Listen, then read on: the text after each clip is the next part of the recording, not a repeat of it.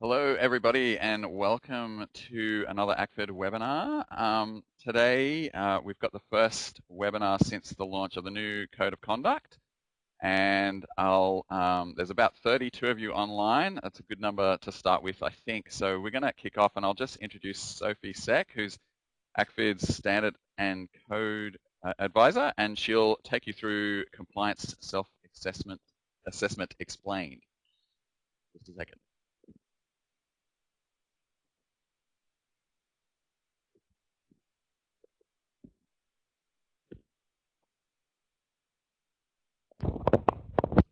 Hi everyone, Sophie here. Thank you, Ross, for that. Yes, so as Ross said, welcome to, this is actually the first Code of Conduct webinar for this year, and we're really keen on rolling out another couple towards the later half of this year, so we will let you know when they come to the fore. So I am Standards and Code Advisor for the Effectiveness and Engagement team at ACFID. I work in a team of 3 led by Jocelyn, who is the Standards and Code lead, and I work with my colleague, also Paul Brunton, who is another Standards and Code Advisor. So together, the 3 of us form the Code Secretariat. I've been with ACFID since January and really interested and keen to help our members understand the new code and work with you to make sure that you're compliant. We might do the questions at the end. So if as I'm talking you have any questions or some thoughts or need some clarification, feel free to type in your question and send it through. And I might just see how time goes and we'll endeavour to answer all of your questions at the end. Great. So maybe could someone just confirm that you're seeing the first slide that says Compliance Self-Assessment Explained? If one of you or all of you just quickly type in a yes, fantastic, thank you very much. Just making sure we're all on the same page. Great, so a quick overview. The purpose of today's webinar is to explain what the Compliance Self-Assessment will entail. That's your first acronym for today, CSA, Compliance Self-Assessment. It's currently being developed so that it aligns to the new code and is not available yet to our members, but we're looking forward to having that available for you in October. So this webinar will allow you to have a quick preview of how it will work, what members will be asked to report on, and also give you some pointers on what kind of information we are seeking. Quick summary. What is the Code of Conduct again? So I won't do a whole introduction on the Code of Conduct. I am going to assume, obviously, that you are aware of what it is, and hopefully you'll have all had time to have at the very minimum, a quick glance. But just to set the scene for you, the Code of Conduct is a voluntary self-regulatory code of conduct. It is not voluntary for our members, but all full members of ACFID commit to comply with the code at all times. Organisations are required to demonstrate compliance with the code in order to become members of ACFID. So as my audience today are our members, you will have done that in the past. ACFID members display the logo, our logo, on your website, and you include it in your key publications such as your annual report. And this shows the public and your stakeholders that you are proud signatories. You will be aware that we have had a recent review of the code. So the Code of Conduct at ACFID started in 1997. And last year we went through a very detailed and detailed consultation process where we canvassed all our stakeholders, members and government and partners about revising the code, and we came up with a brand new code which was socialised last year and voted in at the AGM in December. So that's been available online. You should, and it has been made active on the 1st of June this year. So that was just last month. Two short points. Basically, the new Code of Conduct consists of 2 components. One is the actual code itself, which is shorter and more succinct. It consists of 9 principles, which translate into 32 commitments. And there is a separate but linked Quality Assurance Framework, sometimes referred to as the QAF, but I'll try and avoid acronyms for today. The Quality Assurance Framework is the meatier, detailed document that accompanies the code and goes out to explain the indicators and verifiers which describe the processes and policies that you must have in place in order to be compliant. So just having a quick snapshot of what the Code of Conduct looks like. This is the shorter and more succinct version. You'll see the quality principles listed on the left in darker brown, and they are designed to describe higher levels of practice that together contribute to a higher development and humanitarian outcomes, and also to increase stakeholder trust.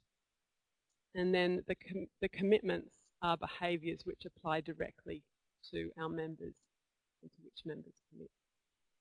So it's a one-pager.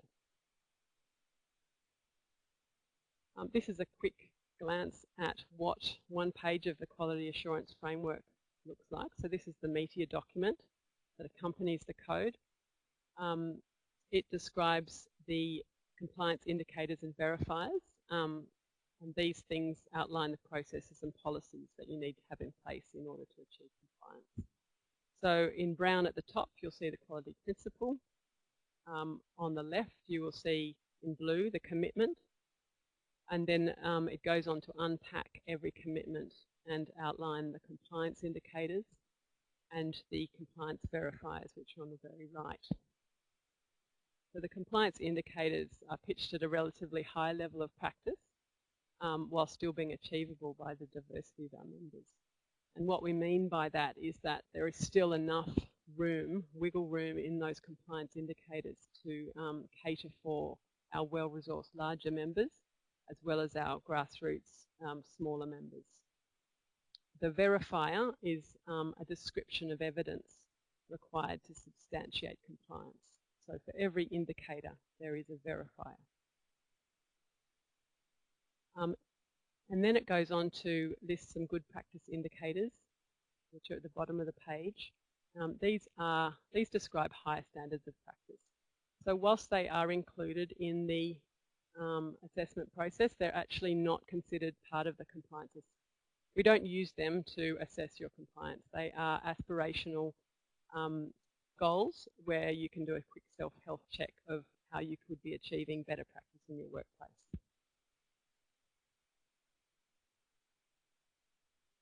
So just taking a quick, a kind of a larger bird's eye view to talk about the compliance mechanisms, which will help you understand the larger picture before we delve into some more detail. Compliance mechanisms, we use 6 of these to assure, to make sure that our members are compliant with the code. Briefly, they are 1, application for ACFID membership. So on application, all applying members need to demonstrate their compliance with the Code of Conduct. And that's a fairly, it's not an easy, straightforward process. It's often a really quite detailed process and can take between 6 to 12 months. So obviously you've all done that in the past, or your organisations have, in order to gain full membership for ACFID. So that's the first step. Second is a public commitment by ACFID members, and what we mean by that is displaying publicly the ACFID logo and proudly stating in your publications that you are signatories to the Code of Conduct. Third is continuous compliance. That's based on the rationale that every year our members are committed to being compliant with the code. Fourth is a triennial assessment, and by that I mean once every 3 years we assess our members in detail for compliance. Fifth is spot checks. So a spot check on certain documentation or compliance with the code in certain areas could take place, and that might be instigated by a risk area that's been identified through the Code of Conduct Committee. It could also refer to focus areas where we call in certain policies on a focus area. In the past, that's been complaints handling process and the policy on development and non-development activity. And sixth is the complaints process, which we have a really solid complaints process, which is managed by the Code of Conduct Committee, and that is a mechanism which allows for members of the public or a member of ACFID to make a complaint against one of our members if there is a belief that they have breached the Code of Conduct. So through those 6 ways, we are confident that the Code of Conduct is a robust and well-administered code.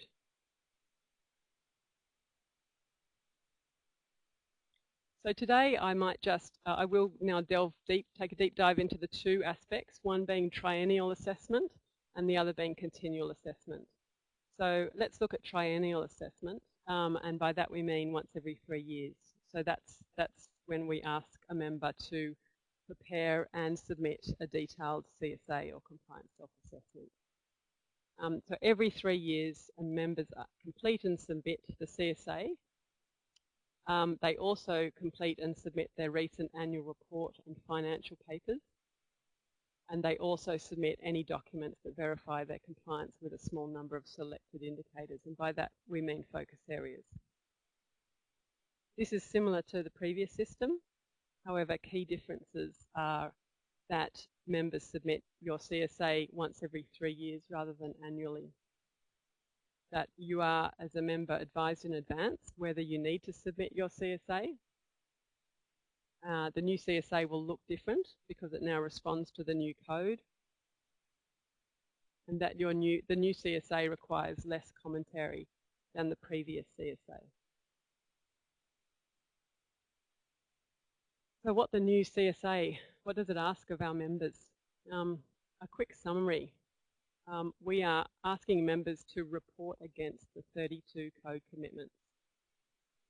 When I say report, I mean in a qualitative and descriptive manner. So we're talking about 200 to 500 words per code commitment. They replace the previous reporting requirement of reporting against the 141 obligations. So in this way, we do believe that it should be a more streamlined process and hopefully less onerous in the long term.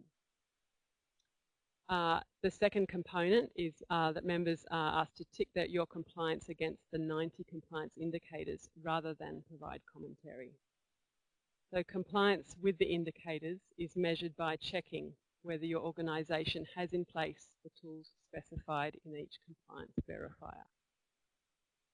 The new code, because it goes out and lays out the verifiers as opposed to the old code, which wasn't so specific, provides a bit more of an assurance and consistency from your perspective as well as ours as to how a member complies with the Code of Conduct.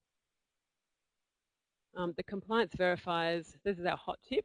Now the compliance verifiers are clearly laid out in the Good Practice Toolkit, which is online, and they're clearly laid out in the Quality Assurance Framework.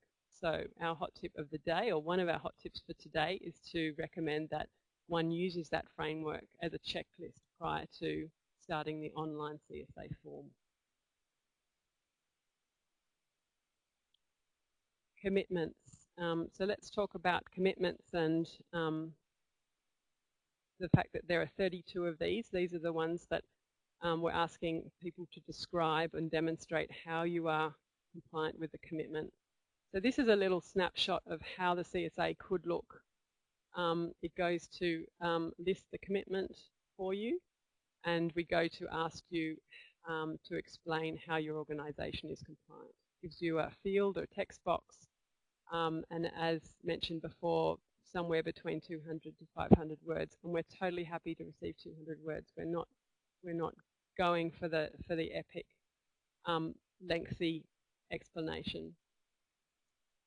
We give you a web link of where you can find information about that commitment, which should help you answer the question.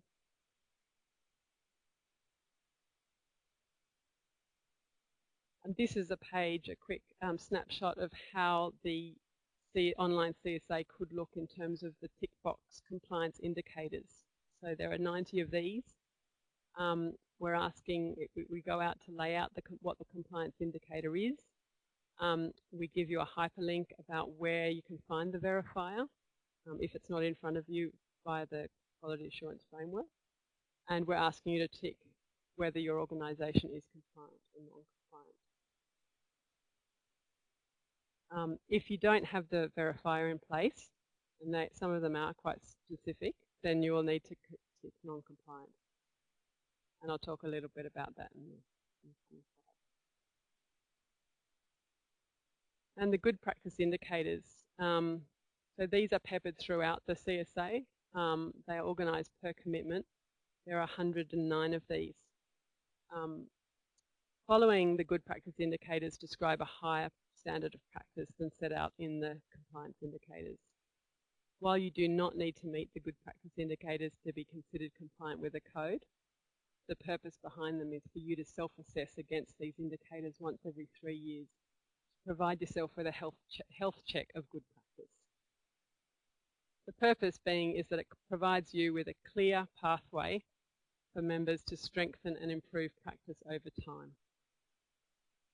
What do we do with the data? We de-identify it, we aggregate it, and we analyse it. Its purpose is to inform our learning and development program, which in turn will assist you to achieve your higher standards of practice. These are a set of good practice indicators per commitment. So an example is below. That's one set of good practice indicators that would just tick box. I might just take, now that we're a third or a half of the way through the webinar, to ask you to give you a quick 30-second chance to stand up and shake your legs and play a bit of tune to get you in the mood, and see if anyone knows where this music comes from. Please just type it away, so it's a bit like the secret sound. Here we go.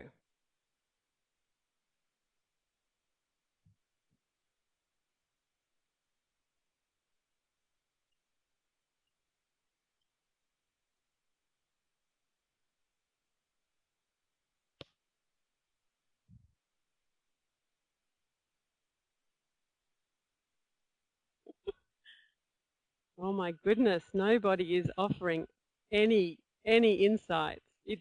I'll give you a clue. It is related to the topic of the webinar.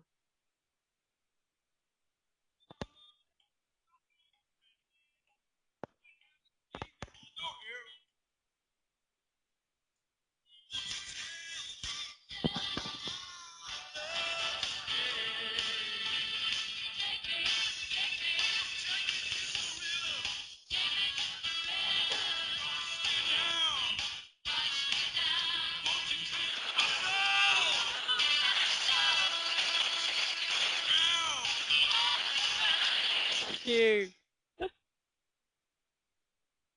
Thank you, Claire and Yaman. Thank you. Yes, the commitments. Here we go. See, I told you it was related to the subject. Not that wacky. How many are there? Does anyone know how many commitments there are, just as a recap for the last 17 minutes? Fantastic. Excellent. We've got some A-star students. Okay, here we go. Thank you guys for bearing with me. Now we might just take some time to look into what we can write. So specifically, this is geared towards anyone who is contributing to the CSA. So the commitments we talked about, there are 32 of them, and we're writing a descriptive text. Now the rationale behind the CSA, you need to keep this in mind at all times really. It's the opportunity for you to demonstrate to your board and to us how your organisation complies with the code. So the two key words are demonstrating and how. We would like your answers to show your organisation, how your organisation understands the commitment, and ensure that your response actually matches what is being asked. Refer specifically to your relevant policies and or processes which your organisation has put in place. Even better, refer specifically to sections in those policies which relate to the commitment. And by that I mean someone might say, we have policies A, B, C, D in place which show that we are compliant with that commitment. That's kind of very baseline and doesn't go to the lengths that we're looking for to demonstrate how those policies comply with the code without actually extracting word from word every single bit of the policy. Don't be afraid to elaborate on how those policies assist your organisation to achieve compliance. How are they being used to create effective impact? And by that I mean we're looking for learnings and insights into we don't want a policy just to be created and shelved in the governance policies and put away in a top desk. We're looking at how those policies shape and contribute to your programs and improving outcomes for your organisation. Please articulate any additional evidence, supporting information or examples that illustrate compliance to a commitment. So tell us about a program. Tell us about a perfect example. These are some tips on what not to write. So don't reword the commitment and the compliance indicators verbatim. That's an example, so I've just really repeated back what the code is saying. So we're quite familiar with the code and we're looking at learning more about how your organisation complies and meets the code rather than just saying that you do. Language of intent is not appropriate. So an example, organisation X will equip staff and volunteers with an understanding of child protection, blah, blah, blah. The word there is will, so we're not interested in the fact that you will do something, we're more interested in the fact that you are doing something or what you have in place in order to ensure that it is taken. Do not repeat your answers, don't copy and paste entire paragraphs. So I do note that in the previous CSA some repetition was appropriate, now it's not. I should clarify that you still can refer to the same programs in your answers in multiple places. It's not as though you've already mentioned one program so you can't do it in another spot, but you just wouldn't copy and paste the same information for every commitment. Don't feel that you need to write an essay. You don't get more points or more words. The essence is in the quality of your response. So aim for 200 words. So this is so we've taken some time to craft an example of what an answer could be in relation to commitment 2.3, for example. So commitment 2.3 is about promoting gender equality and equity. I won't read it out because that would be tedious, but I might just give you a minute or two to have a quick read of that and then I might just talk about it.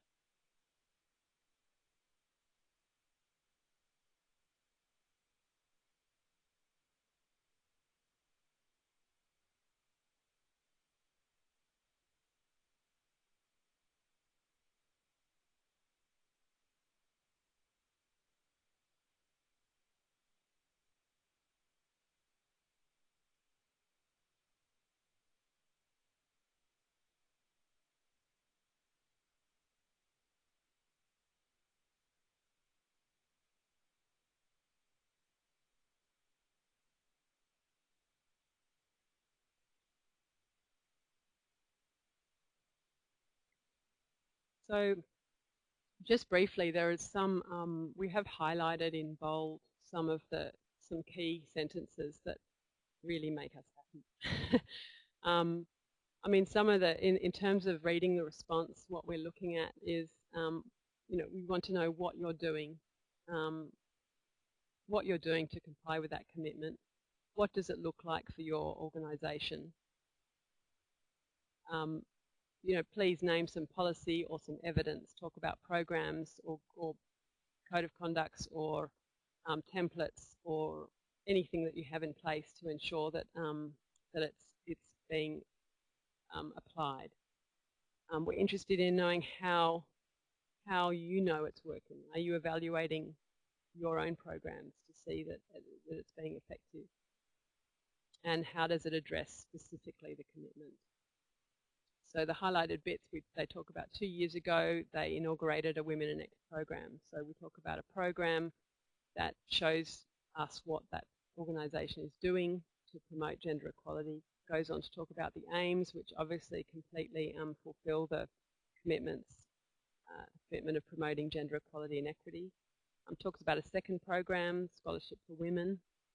It talks about significant communication around these programs, so that's related to promoting gender equality and equity.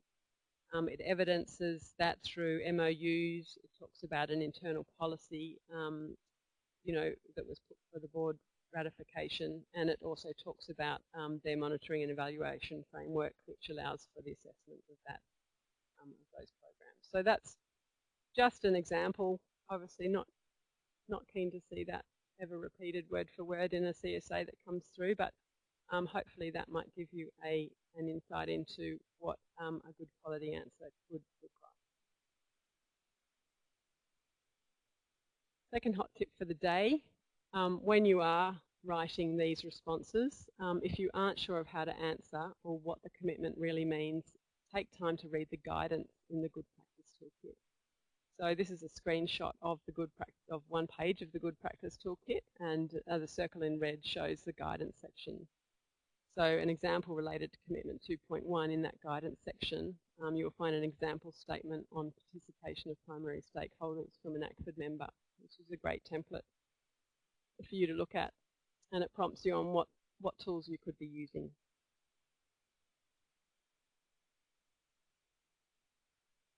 So once you've written the descriptive text for the 32 commitments, we're looking at the tick boxes on the compliance indicators.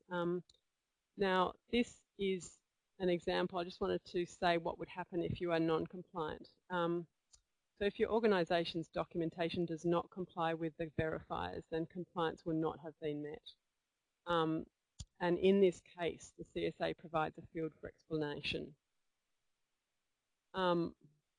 So this is what it would look like. You would tick the non-compliant box and you would explain how, well, the reasons for being non-compliant, and take some time to tell us how that's being addressed.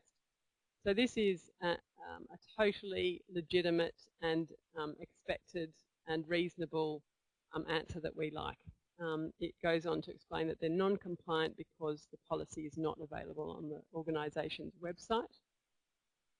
But it goes to tell us that it's been drafted, it's put to the board, and it tells us that it is expected to be ratified, and therefore it is expected that compliance will take place in early 2018. Because this is a new code, we do expect, the Code Secretariat does expect to be able to work very hard with our members to achieve compliance. We don't expect a lot of organisations to send 100% compliant CSAs through, especially in the first year of the code. So what we're asking for here is truthfulness. Think of it as a chance of it's a self-reflection, and and so you need to identify the areas that you need to work on and explain those for us. That's a very straightforward approach, and we're happy to work with our members to help you achieve compliance, as opposed to possibly the other path, which would be, I think that we're compliant, so I'm going to be compliant, and then it's a much trickier and fraught path should that come to light later on. So just wanted to say that. Submitting the CSA, it's in your reporting year, it's just the same as before, pleased to say. So the CSA is filled in, it's managed by a person in your organisation, which we refer to as the compliance contact. That person has access to the online form, which is available after they log into our website. After the CSA is completed, it needs to be shared with your organisation's CEO and its board. The CEO and the chair of the board need to approve the completed CSA prior to the due date, and this approval is best managed by the compliance contact. Approval is understood by ACFID when those two people log into our website as they submit. So a common a thing that I'm seeing a little bit is that organisations, the compliance contact finishes the CSA and it's done. But what it's actually doing is it's sitting in a holding pattern waiting for those two key people to sign in, and we do not have a holding pattern waiting for those two key people to sign in, and we do not assess it and we do not accept it until it has that approval. So that's just something to keep in mind and to kind of expect that to happen within the time frame. So that's a recap on triennial assessment. Now we just go into continual compliance, which is basically compliance every other year. So every year that you're not sending in your detailed CSA, so 2 out of 3 years, you will be considered under continual compliance. The rationale being that members are required to be compliant with the code at all times, and that your governing bodies monitor your organisation's compliance with the code. So on this basis, members need to complete and submit an exceptions report, as well as the most recent annual report and financial papers. And these are submitted on the years when you're not submitting your CSA. The due date for submitting these documents is 5 months after your organisation's financial year ends. You will be advised and reminded of this deadline. What is an exceptions report? An exceptions report is a statement which notes any exceptions to compliance which occurred during the previous year, as well as outlining actions undertaken to ensure that compliance is met. It's not onerous, it's a simple online report. Its main purpose is to ensure that you remain vigilant with your commitment to compliance and that your organisation is actively seeking ways to ensure code compliance is observed. Information provided is not used to affect compliance status of your organisation in that year. So don't be afraid to list as many places as you need to. The information provided will assist us and the Code of Conduct Committee to better understand the areas within the code that you are struggling with and to shape further assistance and resources to members in these critical areas. It does require the CEO and Chair approval through electronic sign-off. What does it look like? So that's an example of what the exceptions report will look like. It goes to, it just has 4 fields: the area of code that you're not compliant with, the period of non-compliance, an action taken or plans in place to address this, and that's literally 75 to 100 words maximum, and the expected date that you plan on having achieved compliance. So nice and brief.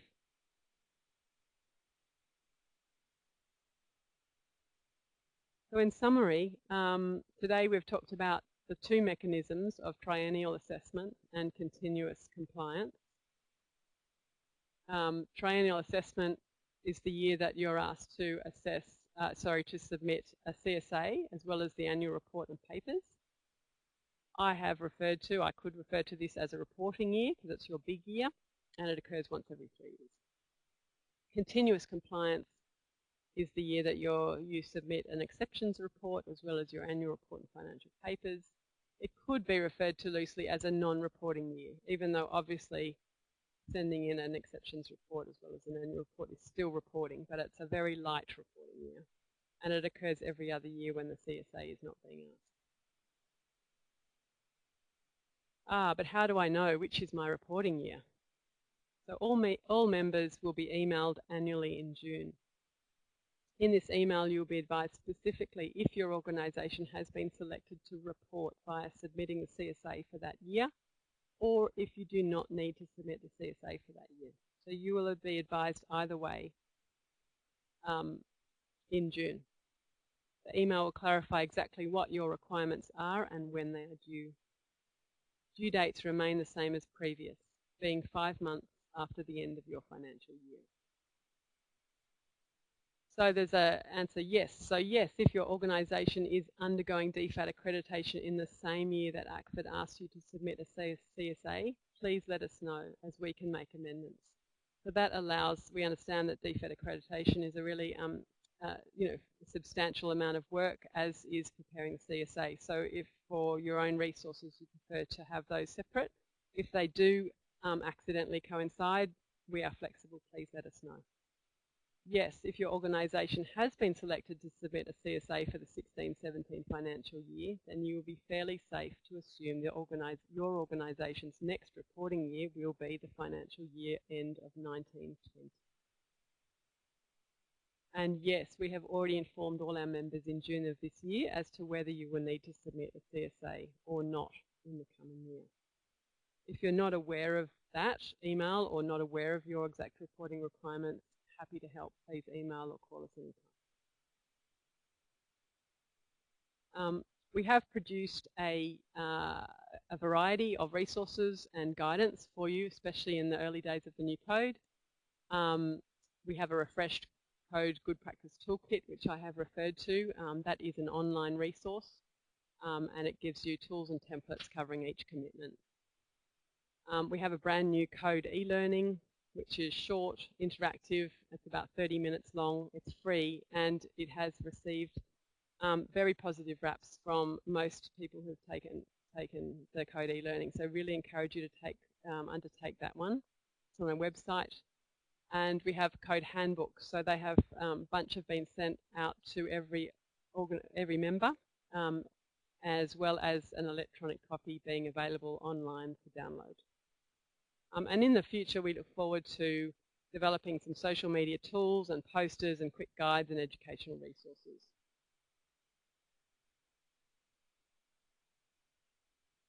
So we're kind of on that final stage of the webinar where I'm really keen to hear your questions. And while we're waiting for them, if they come through, this is where you can contact us, the code team, code@acfid.asn.au, and Jocelyn, Sophie and Paul.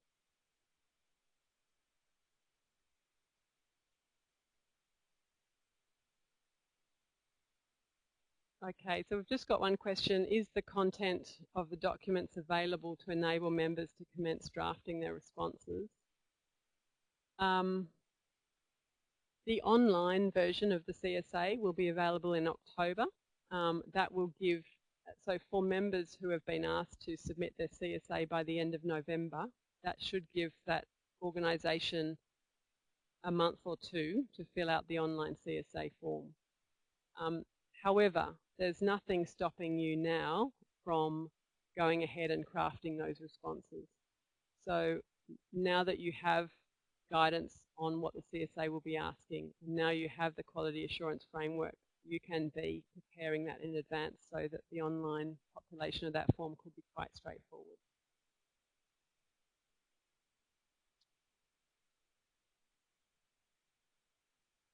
We have another question here. Can you clarify when the first CSA will be required? So we have advised our members in June.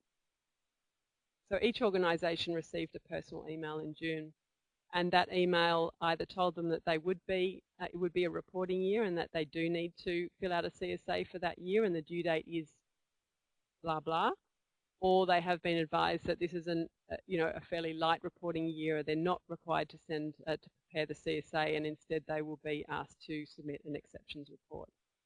So if you're not sure of the requirements for your organisation, could you please just flick us an email and I can easily answer that question for you.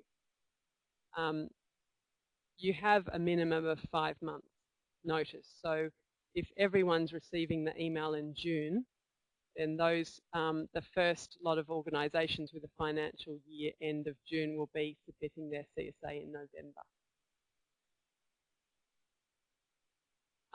Another question, will you be circulating this presentation so that we can share with our team? For sure, I should have said that at the beginning, sorry. Yeah, great. We have recorded it and it will be available online on on YouTube in the next 10 days, and I'll let you all know when that, with a link when that's up and running.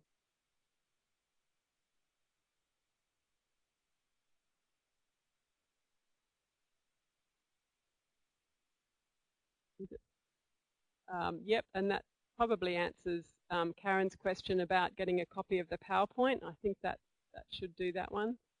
Are there any other questions at all?